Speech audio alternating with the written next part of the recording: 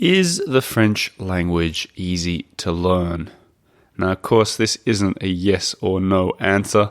It takes more of a conversation. And luckily for us, that's what we've got today. It's me, Oliver G. from the Earful Tower, talking to Nathaniel Drew, YouTuber extraordinaire. I think he's got like 1.6 million YouTube subscribers. We got him, a polyglot, speaking over 4 languages, 4.5 by his count. Him and me talking about whether French is easy to learn, whether there are tricks and tips, pieces of advice for improving your French. We just talk about language, really. We talk about the French language and learning languages for the next half an hour. Now, this is a half on-the-go episode. I met him at the KB Coffee Shop, which I think regular listeners will remember. KB Coffee Shop down at the western edge of Avenue Truden in the 9th arrondissement. And then we walked along this avenue, chatting about language. Really, really beautiful street. Some of the best doors in Paris, honestly. Maybe in the top 5 streets for doors in Paris. And then we ended up in this, in English you'd say the Square d'Anvers, and we sat down and we continued the chat. He'll explain a little bit about how you can follow him for more at the end if you're not already. And I want to say a big thank you to the Patreon members of the Earful Tower who keep this train a-rolling. Patreon.com/the Earful Tower for all kinds of bonuses. Most recently, for a huge Christmas party invitation for the party that we had on Friday night at the lovely Cercle Suédois. I'll talk a bit more about that party at the end of this episode. But for now, we're talking about the French language with my special guest, Nathaniel Drew. Let's get into it.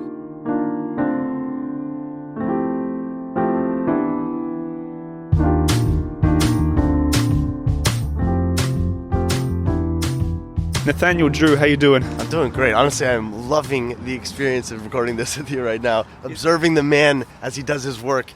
Is that because your work on YouTube is very finessed and well thought out, and every second is, you figure out what's going on. Yeah. Whereas clearly, we're just walking down the street about to talk about language. There's something absolutely beautiful about simplicity. I talk a lot actually about this concept of friction. When there's too much friction, when you're trying to capture a moment, you risk losing the moment. And I feel this, like the perfectionist side of myself has really created this standard that makes it difficult for me to be spontaneous sometimes.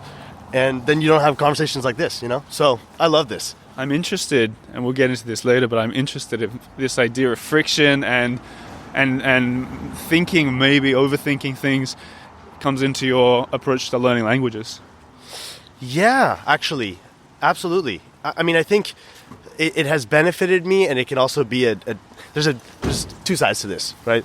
I think the obsessiveness about getting it right, like not making a mistake when I say something, is helpful because then I'm learning how to properly say things correctly. But then there's also a freedom that comes with allowing yourself to make mistakes. You kind of have to. There's no way to leapfrog that stage. You have to be okay with sounding like a dummy.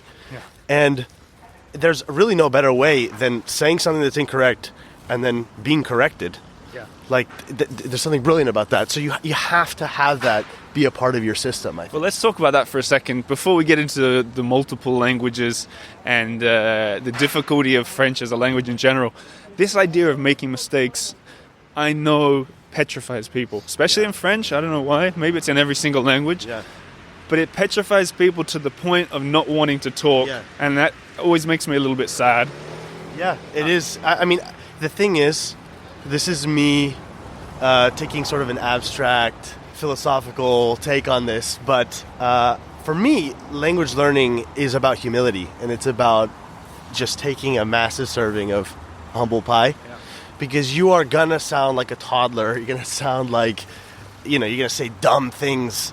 And how willing are you to allow yourself to enter that, right? And to be in that kind of space? It really grows you as a person. Yeah. And so I think there's something powerful, even just from almost like a self-improvement angle. I think there's there's something that I tell people, and that I sort of my own philosophy. I think it's a bit different because I work as a storyteller. Yeah. Is that I'm never afraid to make mistakes anymore because I know that it could result in a really good story. Yeah. But I think that can really be useful for everybody, even if you're at a toddler level of French or whatever language you're learning. If you accidentally say the wrong thing to someone, that's a story you can tell forevermore and make the table of people at dinner just crack up. Oh, absolutely. Worth it. Totally. I mean, I was just thinking about how many anecdotes there are out there, or anecdotes that I've heard at the dinner table, like you said, of somebody saying something hilariously stupid in a foreign language. It's awesome. It's very similar to, I've had conversations with like vloggers who it's like a dirty secret almost. They're like, we're happy when things go wrong because then we have a good video. I was like, oh wow. Yeah. It's like reversed laws of physics. Yeah. I think there's something, I don't know, maybe you disagree with this, but I think there's something, it's almost boring if you learn a language so well that you are perfect at it, and that when you meet someone, they go, oh, you're French. Yeah. Because firstly, like, I'm not French. Right. Not that people are thinking that I'm mistakenly, but, I'm flawed in my French because I am an Australian and it is my second language. Right. And I don't really, I don't want to get to this perfect level and trick people into being this perfect French speaker. I'm quite happy being a bumbling idiot sometimes. Totally. So I'm not afraid to make mistakes. I make them every single day. How about you? I definitely still make mistakes, and I get frustrated sometimes. It's at the point now where I think it happens considerably less than it used to. Right. So, and I like that. I like not making mistakes all the time. Oh, for sure. But that being said, there's an irony to it, right? Because for a long time, I was trying to erase any foreign accent, any mistakes in the language, and that would be erasing this extra charm that I have by being here, right? Like if in the United States, I would be just another American, and there's I have my own family background and whatnot, but here in France, I'm not French. Yeah. I'm this, and there are lots of Americans here, but still compared to the population of French, it's tiny, right? It's this thing that distinguishes me, and it's kind of cool. It's a nice icebreaker. Why would I want to erase that? Yeah, that's true. So, I don't know. I think it requires a degree of self-acceptance, but in a sense, it's cool. And then if I flip it, also for other people, it's like, I love it when somebody has a French accent or an Italian accent or whatever. Why would you get rid of that? It's so much more boring to me. You know what's something that trips some people up is, guess what? No one has a neutral accent. Like, you got an you got an American accent, so you got a personality in your neutral state. And I'm Australian too. So there's nothing there's nothing wrong with having an Australian accent when you're speaking French. Because you're Australian, right? But I like what you said about this idea of personality coming in with a language and the risk of erasing that just for the one of being fluent. That's an interesting concept in itself. Tell me. Let's get into the facts first. What's the definition of a polyglot? Do you know? I think it's speaking 4 or more languages. Bing, bing, bing, bing, bing. You're a polyglot. Yeah. You got 4.5 according to. I mean, there are days where it feels like I can't speak any, so I don't know. Well, let's list it out. Okay, so for the people at home, English is your second language. Technically my second language, but it is, I would consider it my mother tongue. It's definitely the one that I'm the most comfortable in. When it comes to expressing myself with emotions or really abstract concepts, English is going to be the easiest, But technically I learned Spanish first. Okay, and why is that? Both of my parents come from Argentina. Okay. So, and then they stopped speaking to me in Spanish at around the age of 4 or 5 out of fear of confusing me. I started speaking late. So, they were a little concerned. And then also... We're taking a pause as we walk into a park. Merci. Navigating gates and whatnot. Well, this is cool. This is an on-the-go episode. I think we'll sit on this park bench. Okay. I'm fascinated in this. So by this, your parents were speaking Spanish to you until the age of 5. Yeah. And then they felt guilty. You're in the States at the time. Well, I think it was not about guilt. It was more like they were a little concerned about me being confused. because it was two different languages, which I think is BS. I mean, I wish they just kept going. But also, my parents assimilated really well. Let me get this right, though. Two different languages, you mean that you were English and learning Spanish. English when you were at school or whatever? Yeah, exactly. And then you came home and they just spoke Spanish too? Exactly, yeah. But they assimilated really well. They're both completely bilingual. And, you know, with life being in English, in school, their work, all that stuff, it just became easier to speak in English. So, yeah, it kind of faded away a little bit. It was always in the background. They communicated to each other in a mix. Right. But I couldn't speak it anymore. Can we talk about this mix before we go on? Yeah. Spanglish. Yeah, Spanglish. So your parents speak, you say like fluent English, or is it kind of like, oh, you messed up a little bit there? No, my dad is like fluent. Okay. And my mom has a bit of an accent and will sometimes like make up words or expressions, but I mean, she's completely fluent as well. Because I had this idea. Do you have brothers or sisters? Yeah, a little younger brother. Okay, same, speaks all the languages as you, or at least No. Spanish? No? No, he has expressed a little bit of a desire to learn Spanish, but he has never learned a foreign language. Oh, wow. Yeah. Because I had this idea the other day, because me and my wife bring up our son in Swedish and English, Oh. and he learns French at school or whatever here. Okay. But I was like, kids that grew up in a totally bilingual house, I was like, what language do they end up preferring? Is it just the one that they like speaking? Yeah. Is it the one they're used to? And then I'm wondering, like, if your phone rang now and it's your dad, which language would you begin speaking in? Okay, so to answer your first question, I think it's a roll of the dice. Honestly, you can't predict necessarily because certain people are going to have a certain attachment culturally with a particular language or a culture. And I ended up being much more interested in Romance languages and that kind of way of life, and I love the sound of it a lot more. And explain Romance languages? French, Spanish, Italian, Portuguese, Romanian. Right. Basically, languages that root back from Latin, I believe. Right. Rather than Germanic or... Right, exactly. And or Slavic. And then, as for speaking to my dad, I mean, honestly, I would say at this stage, when I'm one-on-one with one of my parents, it'll probably be like 60 or 70% in English. Okay. 30, 40% in Spanish.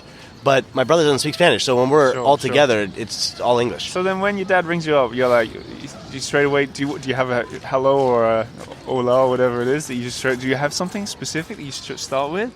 Because it's fascinating to me because I didn't grow up like this. Really? At all. No, not at all. There was no other language when I grew up in Australia. Yeah. Just English. So just the idea that your dad might ring you and you might have a whole different greeting. The conversation went a whole different way. Maybe if you're talking about some Spanishy kind of thing, maybe it goes more Spanish. Yeah.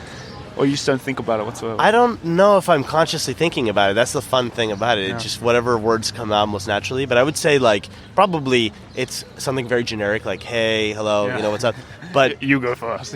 But if I'm checking in on something that's like a particular topic that we would definitely talk about in Spanish, like, for example, the World Cup, which is happening right now. Right. I might say, like, che que onda, which is definitely not even just Spanish. It's like Argentinian, right? Because che is like I guess you could say a slang word. It's like, hey, dude, That's pure. But you could say it to your dad. That's pure bilingualism when you don't even know, you don't even think about it. It just happens like that. It's fascinating. Yeah. But let's not go too deep into Spanish because I want to talk about French. You had Spanish and English fluent. You get to about the age of 16. No. So at age 4 or 5, I'm going in the direction of only speaking English. Okay. So by the age of 16, I only speak English. Okay, right. I can kind of understand a little bit of Spanish, but I cannot speak it.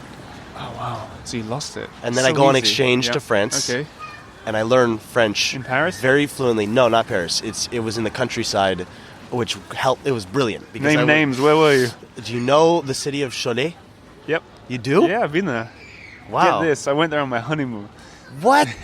What were you doing there? Not really. Well, because on... Pied Noir, you went to the castles? No, we went on our honeymoon, we went all the way around France on a little red scooter, which means we went to like 100 towns, including Cholet, which, no offense, it wasn't much going on. No, that's why I'm shocked that you would go there for your honeymoon. Yeah, I was shocked too. But so I lived there for 11 months. The last 3 months actually was in a little village outside of Cholet. Oh, wow. Called La Séguinière, so 3,000 people. Oh, wow. And do you ever go back?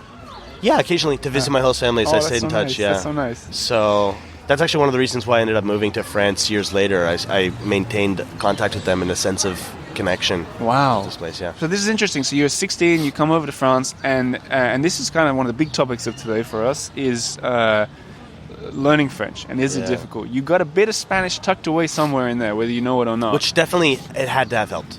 It had to have helped a little bit because... but also, I think I have a natural interest in languages, and I think that also really helps. And that was just... I was predisposed that way, you know what I mean? Like, I don't know if it's a genetic thing, but I was just...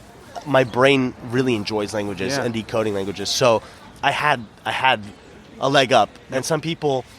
I mean, I don't know. I think you are setting yourself back by saying, like, no, I just can't learn languages. You know what I mean? Some people might actually just be that way, but I think you got to give yourself a chance, you know, because you'll surprise yourself. Your brain is capable of so much more than you think. Yeah. So this is turning into a motivational speech. No, I want to say something. There's people, because I also love languages, and when I don't know, I feel like I pick them up quickly, and people sometimes say, oh, he's gifted with languages. And I always feel like saying, no, I don't think I am gifted. Like, I've studied hard and I worked hard to pick them up. Yeah. I don't think I'm gifted at all, don't get me wrong, but I don't think it's a gifted thing. I think it's an interesting. I think you nailed it there. If you're curious about it and you want to go, like, why doesn't that work? Oh, he said that fun phrase. Maybe I can use that. It's if you're intrigued by it, I think you got a leg. There's multiple elements to this. I mean, I think that there's definitely an interest element that's massive for me, but maybe I'm a little. It's a little easier for me than for other people. But I will say this: I tried learning German, and didn't get anywhere with it. It's not a romance language. Well, I wasn't interested in the end, and that really opened my eyes because I was like, oh, I can't just learn any language. I don't feel a connection to German culture. I spent some time in Austria, and I connected more with the country and the way of life there. So. It made it a little bit more plausible, but just throwing myself into a new language just because it's a new language is actually not enough. And so I can understand why certain people don't learn certain languages. It might be because they just are not interested enough in connecting with the deeper culture. And fair enough, you know? Heavy question here. There's a lot of people that will be listening to us right now who love France and want to learn French desperately. Yeah. Do you think French is a hard language? So, I'll say this. It's relative.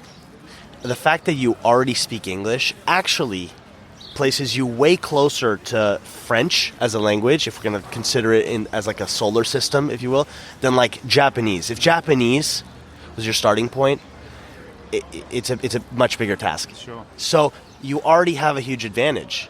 And if there are Japanese people, and there are, that speak French, the amount of arguments that you can make to not being able to learn this language kind of reduces, in my view, right?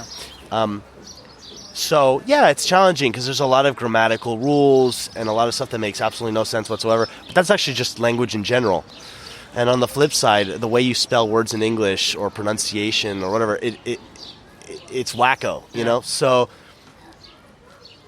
I really think that for most people, with enough effort and finding a system that works for you, you can learn it. I think also, I think there are so many challenging things with French and grammar rules and tenses or whatever that put people off. And I'd like to go out on a limb and say to people, don't worry about it so much, because being able to communicate not perfectly, imperfect communication is super important and rewarding. Yeah. And if you're going to worry all the time about getting the subjunctive tense, it's not even a tense, whatever that is.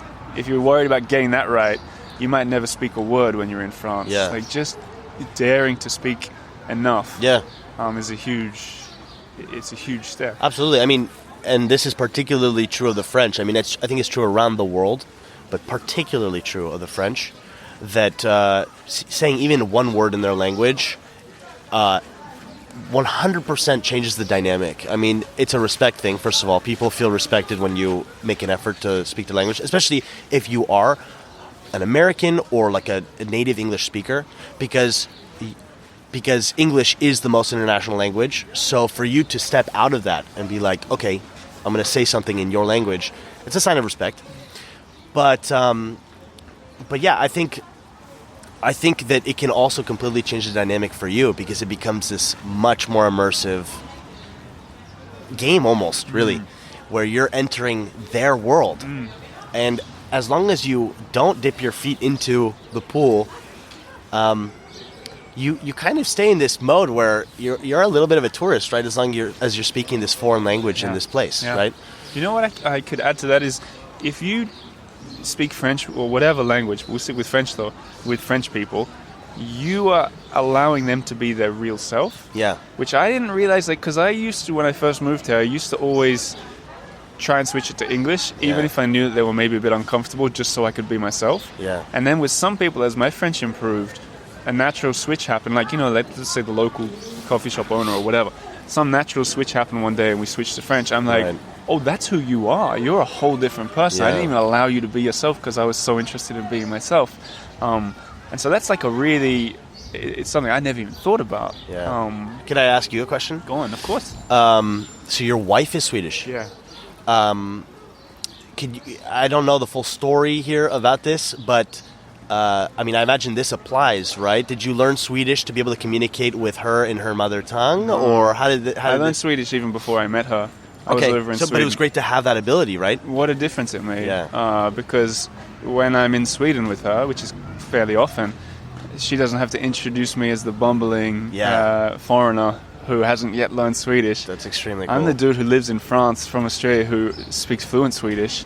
Like, I speak Swedish with her family and stuff. That's so cool. And so I haven't brought in, not that anyone coming as a foreigner is bringing in blockages to anything, right. But, you know, everyone can be themselves, which is really cool to be over there. You feel that you can bear witness to a certain side of her that doesn't exist in English or in other languages?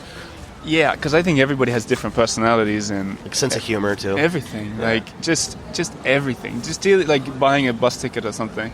Yeah. Same within French too. Like even myself, all those three languages, I'm different. Right. I still try and be like funny, but like I think I'm kind of funny in English, right? I'm definitely not funny in French. I don't know. No. I'm definitely not funny in Swedish, but I try to be. And my level of humor is like a kid, and I just say some stupid jokes sometimes. But people are forgiving because they go, "Oh, he's the foreigner. We'll give him some slack. We'll laugh at his joke because we can see he's trying to be a funny dude." But I know, like, I'll make stupid jokes sometimes, like at a restaurant, I've eaten a lot of food, and someone will say, "Do you want more?" And I'll be like, "Yes, please." Ha ha. You know, like, oh, of course not. Like, just a stupid joke. Yeah. But it's still me. It's being me. Like, yeah. Maybe it'd be a bit more of an elegant joke or something in English. Well, I have a hack actually for anybody wanting to be funny in French. One technique that I found worked really well when I was on exchange, because I was trying to figure out the humor, right? Like, you know, they can be very dry, very sarcastic. Is to you can play on the fact that you're a foreigner. So if you learn archaic French and use it in the right setting, like if you properly learn the use of the word and then plop it in a setting where it's, you know, there's a degree of shock factor, you will get big laughs. Yes. They're like, what American says, you know, even stuff that's like sacré bleu, right? Like that's a really funny kind of goofy thing to say because nobody actually says that. Yeah. I've never heard a French person actually say that, and that's what makes it funny. So that's a way to start to get laughs if you're struggling, I think, in French. I've got one actually that I just like that, and you know the saying "Je parle français comme une vache espagnole." Have you heard that one? Yeah, I have. So I took that to a new level, and I tell people, and I do it all the time. I say "Je parle français comme une vache australienne." Right? Okay. And what's happening in that 1 second, and people who listen to this show know this one from me, and people use it around the world, this thing. What? Yeah, because what's happening in that 1 second is you're saying to that cab driver or the admin person or whatever, you're saying you don't speak French very well, you're giving yourself an out, right? Yeah. You're letting them know that you're kind of funny, like you say, using these archaic things. You're giving them this little insight, hey, I'm trying to be fun here. Yeah. But also you're telling them where you're from. So you're giving them a chance to jump in on this conversation. Yeah. So if you say "Je parle français comme une vache péruvienne," so much is happening right there. Right. Most importantly That's is they'll brilliant. probably slow down for you a little bit. They might laugh. They might go, "Oh, Peru, I love Peru," whatever. And then you've got way more of a conversation than if you're going into the bank and say, "Hey, I need a bank account," and they go, blah, blah, blah, and you go, "Oh, I don't understand," then you're screwed. Yeah. So Totally. feel free to use that, everybody out there. Just I love change that. the nationality to your own for the cow. And then if you don't know what that means, it's I speak French like a Spanish cow or an Australian cow. And that's a saying. The Yeah. Spanish one is a saying. Do you remember any of the other archaic ones? Well, I'm actually struggling a little bit because it's been a while since I've needed to do Well, this. see, your French is fluent now, right? Yeah, so I didn't. And that's funny because it's funny that not being good at the language forced me to be creative. Yeah. One that comes to mind is, and again, I think it's contextual because I don't think I'm like a funny guy on the spot. I like to play off of situations. But if you have a story to tell, a great way to start it is to say "Il y a belle lurette." What's that? That's so. Belle lurette is a long time ago, but this is old. Only like a fluent French speaker is going to even know what the hell you're saying. Right. So it's like it's kind of like a once upon a time, il était une fois, or il y a belle lurette. This is You great. can say Okay, a how do you long spell it's a belle durette? lurette? Okay, spell it out for us. I believe it's Lurettete. I'm gonna have to check that. This is one that I learned the kind belle of. lurette. Yeah. Belle lurette. Yeah. Lurette. I should. I'm gonna look. Let's Can I look it that up Let's right do now? it. Yeah, yeah. Oh, that's perfect. But So it's great. It you've also caught 'em off sounds guard nice, already, like- and then they're gonna be like, "Whoa, what?" That Yeah. and then it actually makes conversation really nice. But then you have to follow it up you have to follow it up with a story. with the story. Yeah, you can't go, just say that. Il y a belle lurette, but Yeah. I'll take it in English. Belle lurette. So Bellurette. wow, and it comes from the vieux français heurette, which is it comes from the word heure, which is an hour. So it's like depuis une petite heure, like from a little while ago, but it's a way of saying like a long time ago in a kind of funny way. There's an intermediate to advanced challenge for you guys at home. Try and use that in a conversation. Let me know how it goes. Back to the other languages. We didn't finish. You got those three. Then Yeah. let's do the brief version because we keep getting distracted here. But you learned French, Yeah. and then Spanish must have come back easier after that. It did. It helped. French helped structurally understanding how to speak a Romance language. However, we talked about this a little bit before, but when I embarked on my journey of really learning Spanish, which I did by going to Argentina and living there for a few months, it kind of jumbled my brain a little bit, and I found for a while that I was on shaky footing. I was kind of mixing up Spanish and French, and that was a little bit disorienting. Yeah. But eventually that settled down. And then, so am I running you through all the languages Yeah. here? And then a couple years later, I dove into Italian. What was the purpose of that? I love the sound of Italian, Yeah. and I love Italians, and Yeah. I love Italy. I mean, that one was an easy one because it's just one country that speaks that language, so I could have picked something that would have reached more people, but that was not the point, and that is also why I think I successfully learned the language. I really just had a genuine interest, and I have to this day, for me, Italian is the funnest language, or the most fun language to speak, and so I just had a blast. What's the other 0.5 language? Oh yeah, Portuguese. Okay. And I did this during lockdown All right, I as a think way I to remember pass the seeing this time. online. Yeah. And that was nice because it really decoded a lot of cultural things for me about like Brazil and Portugal. I actually have Portuguese citizenship. Okay, wow. Separate story. Yeah. It's a whole nother podcast. But I enjoyed that process. But because I have never even been to Brazil, still I haven't had like I want to go on a mission. I want to have a good reason to go. I think that there's room still there for me to expand on that. So to bring it back to French for a second, it seems to me a couple of the sort of pieces of advice one could glean from your words here is that research some old phrases to keep people impressed and guessing. Be interested. It's hard to force that, but Right. maybe find ways of becoming interested in the culture or the country. Do you have any other tips that could help people learn French, especially French? I think for me, it's always been extremely important. I mean, I'm not prescribing this because it seems like everybody has a different approach that works for them. But you're not going to memorize that thing you just heard by like repeating it to yourself like 2-3 times. Like you will lose that word or expression, especially if you're learning a lot of words and expressions. So write it down. Write it down in a book that you have for French or whatever language you're learning. and then review that book over and over and over and over. And I would have lists, and I would like test myself. So I would see the word in English or whatever language I'm starting from, and if I could come up with it, if I could remember what the translation of that word or expression was in French, let's say, on a consistent basis, like 5 times in a row over the course of 5 days, then I'll cross it off. And I know, okay, I think I've integrated this one enough. But until I'm there, it's not like anchored in my brain, and I will lose it. And then you're kind of just swimming in place, you know? It's kind of a pain in the ass because really you just want to be able to say like, oh, okay, belle lurette, I got down, you know, but just write it down. Write it down and reread it to yourself, because you will find you're not going to retain it, or you'll have a lower percentage chance of retaining it if you don't have some system for getting it into, I think, your hippocampus, right? That's where the long-term, somewhere in the brain, yeah. Cool. Okay, we've been talking for a while now, so I'll wind it up, but 2 quick questions to end. Is there another language out there you got your eye on? This is going to be down to what I've learned from my experiments trying to learn German, which is like, if I have a really great reason to learn a language, I'm super intrigued, then yeah, and there's no limit. But like, you know, if I get married to a fine Swedish woman, I will definitely have to learn Swedish, you know?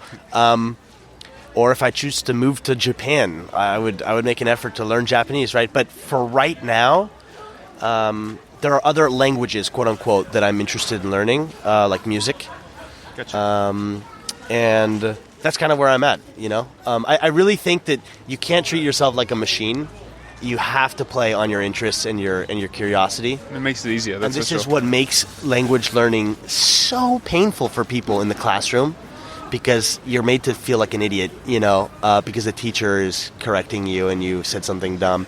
And because you're also like, I don't even care, right? You're learning in the classroom. That's what I have. But maybe if you come to France and eat the amazing food and want to connect with the people, you'll have that desire. Or combine the things that you said, like it helps me to learn French or Swedish by listening to music in that language. Yeah. You know, like Definitely. find the things you like. Anyway, the other quick question, how can people find you to follow along on your travels and journeys? And Yeah, so... where do you want people to go?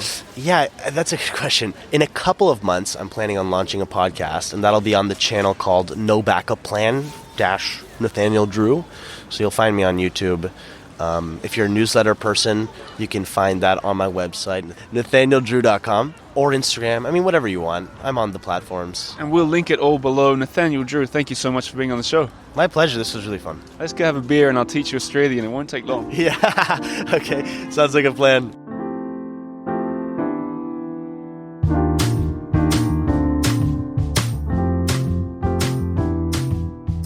So there you have it, Nathaniel Drew, really lovely guy. Go and follow him where he suggested that you follow him. Maybe we'll be welcoming him into the podcasting world very soon. So, French language, a few tips there. We'll be putting them on the blog page. The transcript of this interview will be available for Patreon members in the Earful Gazette, something we've been experimenting with lately for members. If you don't know what I'm talking about when I say Patreon, let me explain it briefly. For $10 a month, you get access to a whole extra Paris world behind the scenes. I'm talking things related to the show, like transcripts, PDF guides to the cities, extra video, that kind of stuff, but also extremely tangible things like invites to parties. The Christmas party at the elegant Sacre Suédois was on the Friday that's just gone. Nathaniel was there, and so were, I'd say, about 50 other past guests of the podcast, plus 50 Patreon members, and we were all in there dancing. In fact, I'll give you a little insight into what happened. Prez Maxson, the musician whose music you've been hearing on this podcast for the past year, he was there, special guest over from the United States. He was tickling those ivories, while Gosha, who sang as Edith Piaf in my episode about the 20th arrondissement, while she did a sing-along with the crowd. Everyone had sheets of lyrics in their hand. We were all singing along. Did we regret it? No. Je ne regrette rien. Also, I've used that joke before. Also, we had Alex Fryman, who was on the podcast recently, playing jazz in the main room. And then a whole lot more. Really nice evening. And it inspired me and my wife, Lena, to do big parties like this more often. There'll be one next Christmas for sure, and one in the summer. Special thanks as well to Carl and Jody Beam, regular listeners who stepped up to help finance this party. It was a big deal, and the help was extremely appreciated. So when you see Carl and Jody's names popping up on the comments, just know they were already VIPs. Now they're both promoted to VVIPs in the Earful Tower community. But anyway, that's enough of that. Thanks for listening to the show. I'll be back again next week with another episode, and I look forward to talking to you then. Merci beaucoup, and au revoir.